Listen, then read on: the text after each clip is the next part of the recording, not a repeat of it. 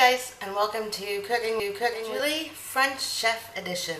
Today I'm going to show you how to make a ganache. Now, usually when I make this, I make what we call a chocolate pie or une tarte au chocolat. This is not your typical apple pie that's got the super thick crust. What you would use for that is something very thin like this. And basically you'll take a pastry crust, you can make it yourself or use a pre-made one, and cover this. You're going to poke some holes into that crust so that it doesn't inflate, but don't poke them all the way through or your topping might run under the crust. And then you're going to bake that. Now you can put some beans or marbles on it also to make sure it stays flat. You're going to follow the instructions for the pastry crust that you're making and bake that with nothing in it. Then once that's cooled off, you can make your ganache, fill your pie with it, and put it in the fridge for at least 2 to 3 hours. Basically, you want to be able to move it like this and have the chocolate not move. You want it to stay in place. When you cut it, it's going to be soft, but it's not going to run all over the place. And that is absolutely delicious. Here in France, they use dark chocolate for that. I'm a fan of milk chocolate, so I use milk chocolate. You can use whatever kind of chocolate you want to use. Flavored chocolates, whatever.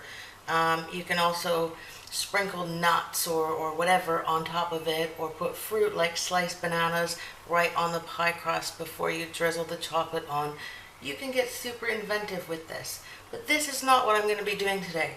But just so you know, if you are going to do a pie, you're going to need about 200 milliliters of cream that's at least 30% fat, and another 200 grams of chocolate.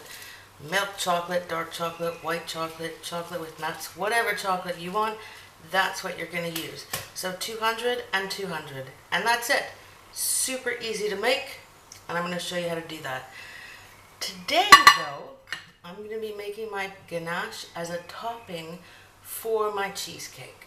So I'm not going to use 200 grams. I'm going to use a little bit less than that, probably about half. And I'm going to use that to top the cheesecake that I made in the last episode that's been cooling down in my fridge. So let's get to it. Okay, so here I've got my 200 grams of milk chocolate, and I've decided to use 200 grams, and I will tell you why in a second. I have broken that up into small pieces as best as I can. And once that's broken up, you're not going to touch it. You're going to let your cream do the rest of the work. The next thing is your cream. You're going to put that in a saucepan, and you're going to turn on the heat. Now, you don't want this to boil.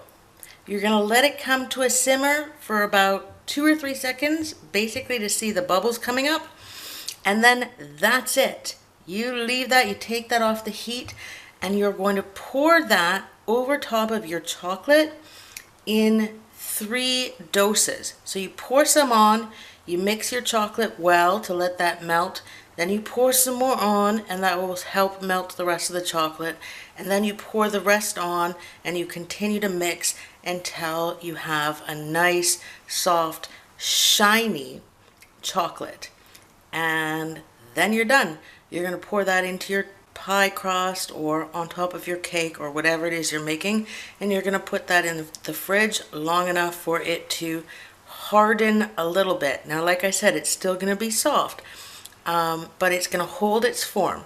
When you're making it with the cream, it's going to be very liquidy, but once you're done and it's been in the fridge for a while, it will hold its shape. Now, after I finished explaining to you how important it is to use a cream that has at least 30% fat, I went to get mine and found out that it was past its due date. I do have more cream, but it's only 18%.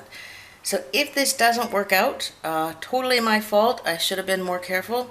But I did look on the internet to see how I could possibly save this, and they said after this whole thing about pouring the cream in 3 increments onto the chocolate to melt it, I could let that cool off for a few minutes and then put in about 30 grams of butter.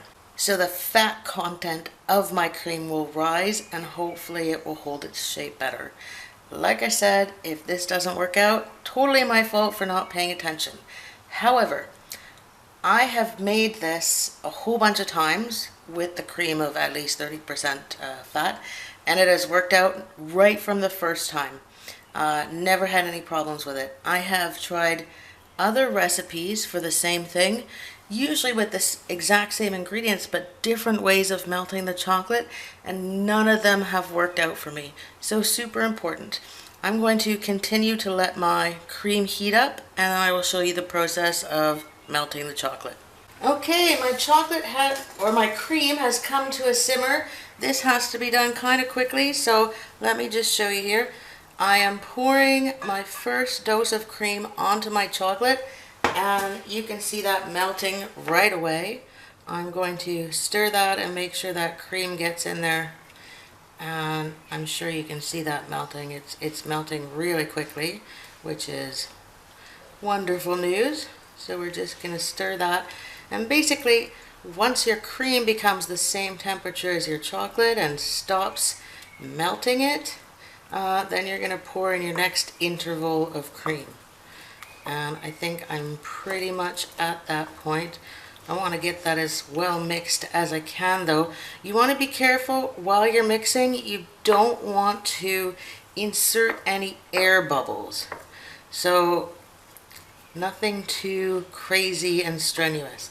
Okay, there we go. I'm done. I'm going to pour in increment number 2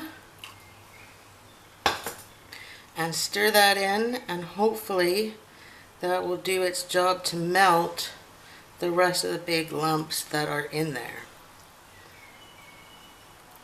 It's working pretty well. So I think my lumps are pretty much melted. I'm just going to add the rest of that hot cream in here.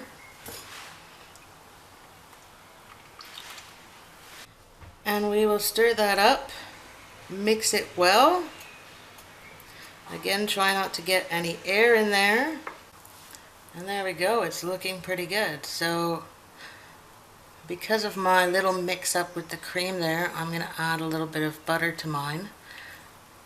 I guess it's a good thing that I left out all that extra butter from my cheesecake. And then once it's not hot enough to melt my cheesecake, I am going to pour it over top of the cheesecake as a kind of decoration or icing. And there you go. That's all you need to do. So have fun. Don't forget to use the right kind of cream, and bon appetit. The kids said that this was the best cake they've ever tasted, so I've made another one, but this time in a rectangular cake pan. As you can see, I've presented this one on an upside down baking sheet covered in tin foil because I don't have anything else to put it on. But let's hope they enjoy this tonight. Please let me know how yours turn out. Leave a comment in the comments below. Don't forget to subscribe, and bon appetit!